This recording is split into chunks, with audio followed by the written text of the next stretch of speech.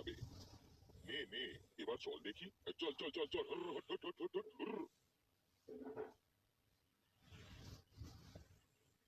ও দাদা, এই চাষ দিচ্ছ নাকি? তা দেখে কি মনে হচ্ছে তোর? লাঙল দিয়ে কি চাষবাদে অন্য কিছু হয়? ধুর, তোমার সাথে মশকরাও কি করা যাবে না নাকি? তা কি করবে জমিতে? এখনো কিছু ভাবিনি রে। দেখি কি করা যায়। হ্যাঁ দাদা, একটা কথা বলতে আসলাম। কত কথাই তো বলে ফেললি, তা আসল কথাটাও বলে ফেল দেখি। আমার আবার তাড়া আছে। তোমার চাষ শেষে যদি আমার জমিটাতেও একটা চাষ মেরে দিতে। ও আচ্ছা আচ্ছা, এই কথা। না রে, আমার হাতে তেমন সময় নেই বুঝলি। থাকলে দিয়ে দিতাম। তাহলে আর কি হলো, দেখি অন্য কেউ দিয়ে দেয় নাকি। দেখ, মাঠের মধ্যে তো অনেক লোক আছে, কেউ না কেউ দিয়ে দেবে।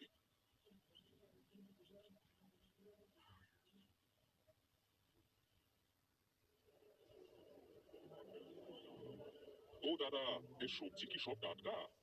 হ্যাঁ দাদা, সব সবজি একদম টাটকা, আজই ক্ষেত থেকে তুলে আনা। সবাই তো এক কথাই বলে গো, বিশ্বাস করে বাড়িতে নিয়ে যাওয়ার পরে বোঝা যায়। কি যে বলেন দাদা, দেখে নিন আপনি, সবজিগুলো সব কেমন টসটস করছে। হ্যাঁ তা তো দেখতেই পাচ্ছি। তা আমাকে একটা ফুলকপি, আধা কিলো আলু, আর ওই 2 কিলো টমেটো দাও। এই নেন দাদা আপনার টাকা। যাক, আজ বেশ ভালোই কেনা বেচা হলো। রোজ যদি এরকম হতো তাহলে তো কথাই থাকতো না। দেখি এবার দোকানটা গুছিয়ে নিয়ে যাই।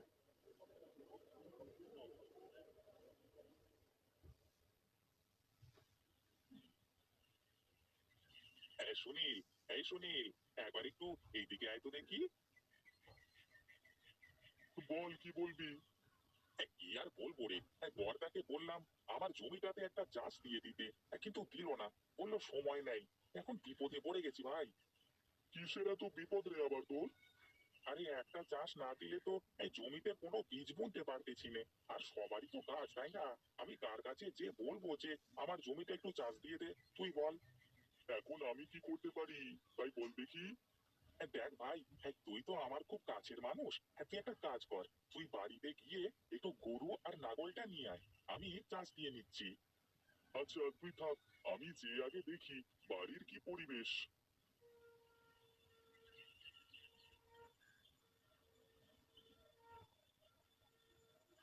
দাদা, মাঠ থেকে আসলে নাকি কেবলই?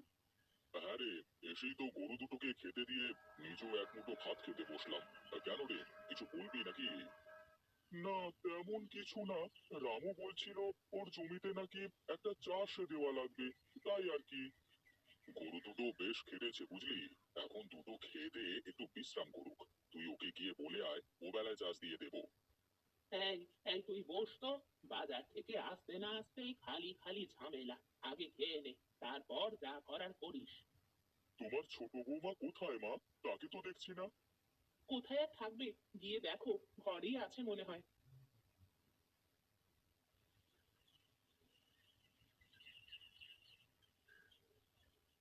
কি গো, এভাবে মন খারাপ করে বসে আছো কেন? কি হয়েছে তোমার? কি আর হবে, এ বাড়িতে আমার কি কোনো মূল্য আছে নাকি? আহা, কি হয়েছে সেটা বলবে তো। কি হয়নি তাই বলো। সে বিয়ের পর থেকেই তো এবারে সবকিছু তোমার মা আর তোমার বড় বৌদির কথা মতো হয়। আমি তো শুধু তাদের হুকুমের গোলাম মাত্র। দেখো, একসাথে থাকতে হলে অনেক কিছু মেনে নিয়ে থাকতে হয়। তুমি থাকলে থাকো, আমি ওসব মেনে চলে থাকতে পারবো না। আমি আলাদা হয়ে যাব। আলাদা হওয়ার কথা বললে কি আলাদা হওয়া যায় নাকি? আমি অত কিছু বুঝিনি। কাল থেকে আমি আর এক হাঁড়িতে রান্না করে খেতেই পারবো না। ঠিক আছে, তুমি যা বলবে তাই হবে। এখন চলো, আমাকে এক মুঠো খাবার খেতে দাও।